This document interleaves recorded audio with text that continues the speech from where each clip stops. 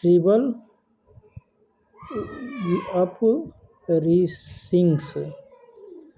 India's tribal communities faced unique threats as the British expanded into forests and hills, disrupting the traditional way of life. The British described tribals as primitive, restricted their access to forest and forest produce, sometimes acquiring tribal land or turning it into private property, imposing cash tax, catching tribals in debt traps, replacing traditional tribal councils with the British legal system, and encouraging missionaries to civilize and convert tribal to Christianity. Besides, a colonial law categorized hundreds of tribal communities as criminal tribes, causing them to be unjustly beheaded as wickets.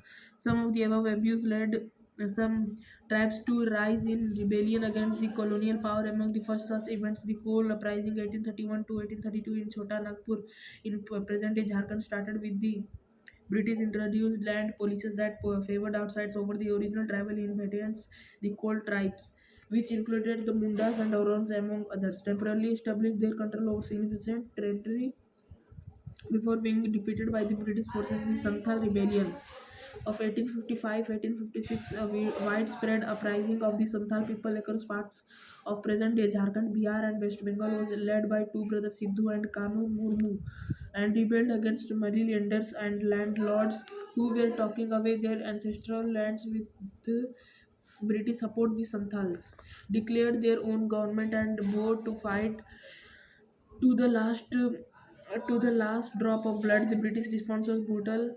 After some initial losses, they have burned entire villages and killed thousands of Santhals, including eventually the rebel leaders. However, the daring Santhal rebellion inspired other tribal communities to resist colonial rule.